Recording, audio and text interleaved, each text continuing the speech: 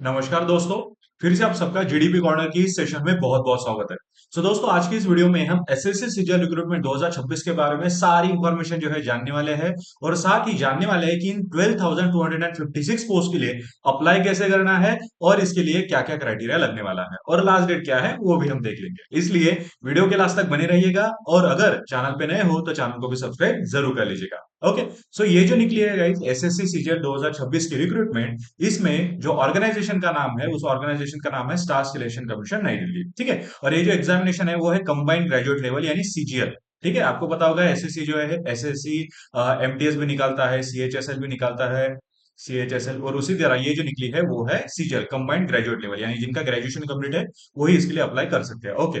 Total vacancy इसमें 12,256 निकली है। आगे और भी निकल सकती है और भी बढ़ सकती है, बट फिलहाल के लिए 12,256 जो है निकली है। ये जो सारी पोस्ट है वो ग्रुप बी की और ग्रुप सी की पोस्ट आपको यहाँ पे देखने को मिल जाएगी। और पे लेवल जो 4 और पे लेवल 8 के हिसाब से, पे लेवल 4 से लेके पे लेवल 8 के हिसाब से तब आपको जो है पेमेंट मिलने वाला है। यानी 25,000 से लेके यहाँ पे ऐसी पोस्ट है जिसकी पेमेंट 25,000 से लेके 1,51,000 तक जो है वो जा सकती है। ठीक है। अब ये एक्चुअली डेट क्या है सर अप्लाई करने की, तो इसके लिए भी एक छोटा सा क्राइटेरिया ध्यान में रखना है कि इंपॉर्टेंट डेट्स में डेट ऑफ नोटिफिकेशन जो है वो तो 21/5/2026 को ही आ गई है, बट फॉर ऑनलाइन एप्लीकेशन जो है 21/5/2026 से स्टार्ट हो गई है।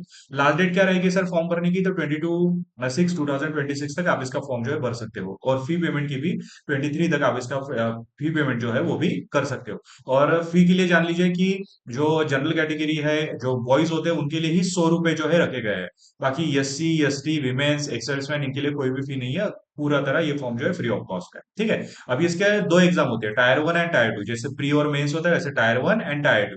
टायर 1 जो है वो होने वाली है अगस्त सितंबर 2026 में, और टायर 2 जो होने वाली है वो दिसंबर 2026 में जो है वो होने वाली है। तो ये आपके लिए काफी अच्छा चांस हो सकता है।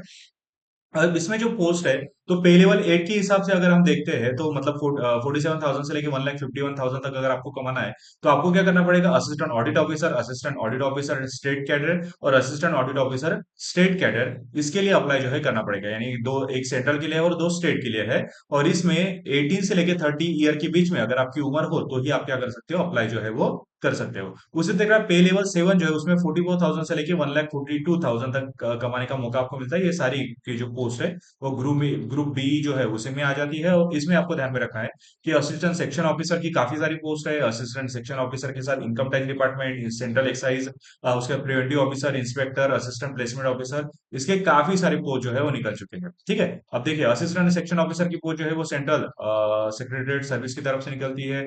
डिपार्टमेंट जो होता है असिस्टेंट सेक्शन ऑफिसर का डिपार्टमेंट है intelligence bureau. Assistant section officer ministry of railway में भी निकली है post. Assistant section officer ministry of external affair में भी निकली है। तो ऐसे कई सारे पोस्ट जो है यहाँ पे निकले। और एज लिमिट में यहाँ पे बताई गई है 20 से लेके 30 ईयर, 20 से लेके 30 ईयर तक। तो मैक्सिमम एक जान लीजिए कि 30 ईयर तक आप क्या कर सकते हो, इसके लिए अप्लाई जो है वो कर सकते हो। अगर आप ओबीसी कैंडिडेट हो तो आपको 3 साल का रिलैक्सेशन मिल जाता है, और अगर आप एससी एसटी कैंडिडेट हो तो आपको 5 साल का रिलैक्सेशन भी यहाँ पे मिल जाएगा।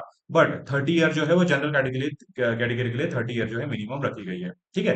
अब पे लेवल 6 के हिसाब से अगर देखा जाए तो 35,000 से लेके 1,12,000 तक आप इसके लिए अप्लाई कर सकते हो। जिसमें assistant section officer, executive assistant, research assistant, diversion accountant, sub inspector junior engineer bureau, ऐसी कई सारी पोस्ट निकलती है। जिसमें 18 से लेके 30 ईयर तक आप इसके लिए अप्लाई जो है कर सकते हो। 18 13 यानी 13 ईयर तक आप इसके लिए क्या कर सकते हो, अप्लाई जो है कर सकते हो। तो ये काफी अच्छा चांस आपके लिए हो सकता है। और जो ऑडिटर की जो पोस्ट होती है उसके लिए सिर्फ 27 ईयर तक ही आप अप्लाई जो है कर सकते हो। ऑडिटर के पोस्ट के लिए 27 ईयर तक।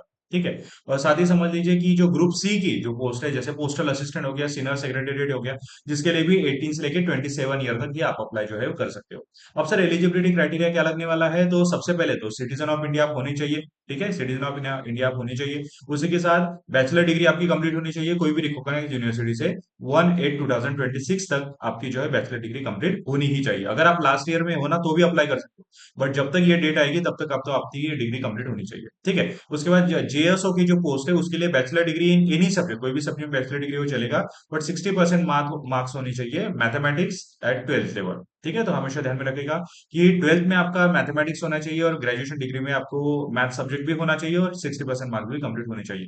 और अगर ये नहीं है तो कोई इश्यू नहीं है, सिर्फ आपका फिर अगर ये नहीं है तो बैचलर डिग्री होनी चाहिए स्टैटिस्टिक्स में। ठीक है, ये हमेशा ध्यान में रखना है। स्टैटिस्टिकल इन्वेस्टिगेटर ऑफिसर के लिए भी बैचलर डिग्री होनी चाहिए, statistics, mathematics, economics, demography, population studies, operation research, IT, computer science, computer engineering, data science, artificial intelligence, इसमें। ठीक है, असिस्टेंट ऑडिट या असिस्टेंट अकाउंटेंट के लिए बैचलर डिग्री होनी चाहिए, साथ ही CA, CMA, CS, MCom, MBA, इसके भी कोर्स कंप्लीट होने चाहिए। फाइनल ईयर स्टूडेंट भी आप अप्लाई कर सकते हो। ठीक है, और डिस्टेंस लर्निंग भी आप यहाँ पे कर सकते हो। ठीक है, यानी डिस्टेंस लर्निंग की अगर आपके पास डिग्री हो तो भी आप इसके लिए अप्लाई जो है वो कर सकते हो, तो ये काफी अच्छा चांस जो है वो आपके लिए हो सकता है। अब एज लिमिट क्या रहेगी, तो 18 से लेके 27 ईयर तक आप इसके लिए अप्लाई कर सकते हो।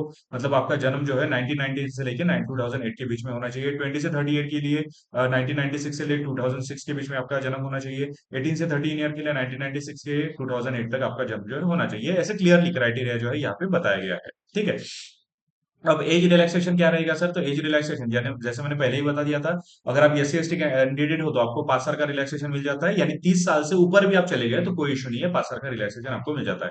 ओबीसी के लिए 3 साल का, पीडब्ल्यूडी के लिए 10 साल का, पीडब्ल्यूडी ओबीसी के लिए 13 साल का, PWD S C S T के लिए 15 साल का, एक सर्विसमैन के लिए 3 साल का डिडक्शन के साथ 3 साल का मिल जाता है, डिफेंस पर्सनल डिसेबल ऑपरेशन के लिए 3 साल का, और operation S C S T के लिए 8 साल का रिलैक्सेशन जो है आपको मिल जाता है। अगर सेंट्रल गवर्नमेंट के हो ना तो 40 ईयर से ऊपर भी हो गए तो भी आप इसके लिए फॉर्म भर सकते हो, अगर सेंट्रल गवर्नमेंट की तरफ से आप अप्लाई कर सकते हो। ठीक है, ओके, और एप्लीकेशन की फी क्या रहेगी सर, तो जैसे मैंने पहले ही बता दिया था, जनरल ओबीसी और ईडब्ल्यूएस के लिए सिर्फ 100 रुपए है, but women candidate, S C S T candidate, PWD और एक्सिस मैन के लिए कोई भी फी नहीं है, 0 रुपीज के साथ आप इसके लिए अप्लाई जो है कर सकते हो। और अप्लाई कहाँ पे करना है, तो ssc.nic.in इस वेबसाइट पे जाके आप अप्लाई जो है कर सकते हो। इसका ही लिंक मैं डिस्क्रिप्शन बॉक्स में डाल दूंगा, आप डायरेक्ट लिंक पे क्लिक करके भी अप्लाई कर सकते हो। ठीक है, तो ये थी पूरी इंफॉर्मेशन।